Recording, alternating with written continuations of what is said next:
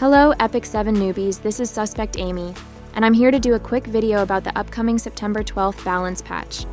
You guys know I very rarely try to do what I like to call timely content, which is content based on newly dropped news or units, but I just had to weigh in on this balance patch. Why? For one, because it's all waifus. As a waifu-only account holder, this is totally my jam. It's hard to speak on husbandos I don't own. Secondly, I don't understand, why does every balance patch video need to be a live reaction video? Some of these are like 30 minutes to an hour long? Can't someone just do some research in advance and spend a few minutes giving me a summary on what's going on? This, my friends, is what I'm planning on doing here. I won't cover every word of the balance patch, but I'll try to hit the high notes and give my thoughts on why I think they made these changes. Judge Kise. I like this buff. The problem with this hero is that you need to make her fast, you need to make her have high effectiveness, and you need to make her have high damage. That's pretty much impossible for most Epic 7 players. Changing her S2 soul burn to ignore ER means you don't really need to care about effectiveness anymore, so this makes her a tad bit easier to gear. I know what everyone's saying, she's too slow. And you're right, sort of.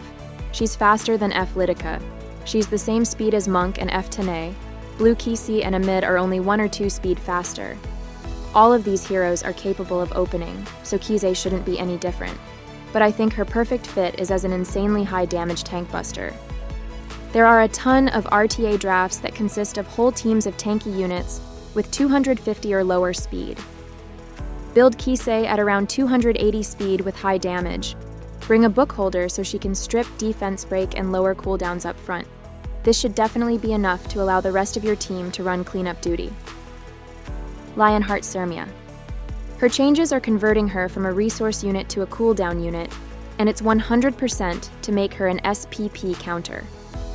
With SPP's dual attack on her S1, Cermia should have been eating her for breakfast, but Polita's passive broke this. Now she's fixed. Pirate Captain Flan. Personally, I'm with people who think this is a nerf.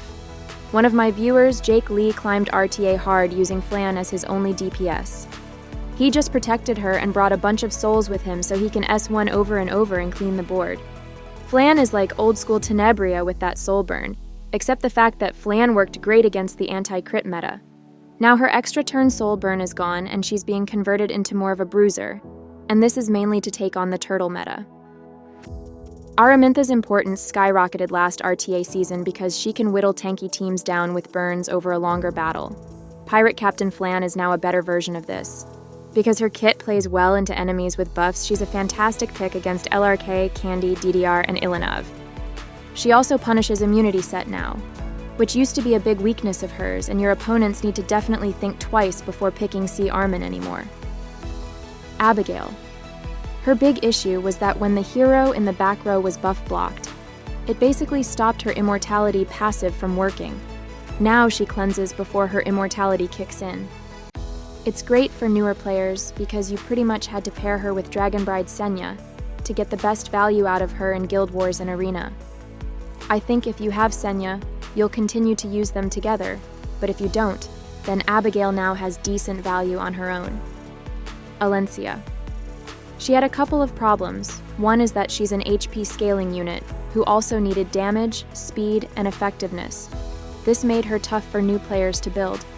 Now she has a cheap soul burn that ignores ER for her defense break, and she passively gets 20% more crit chance. This lowers her gear requirements considerably. Her second problem is that she was an incredible injury unit, but only one of her 3 attacks inflicted injury, Trample.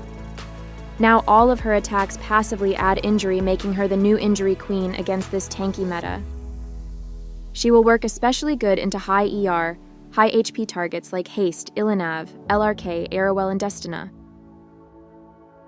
Please note her injury maxes at 10% per hit, which is less than the standard 25% we see on many heroes. This means you'll need 5 hits to fully injure a single target, so it would be best to invest into some speed or pair her with another injury hero. Anyways, I am not much of an RTA player, so I hope I'm not way off base on my guesswork. Please gently roast me in the comments if I missed the mark on anything. That's all I have today. Thanks for watching my video. Bye everyone.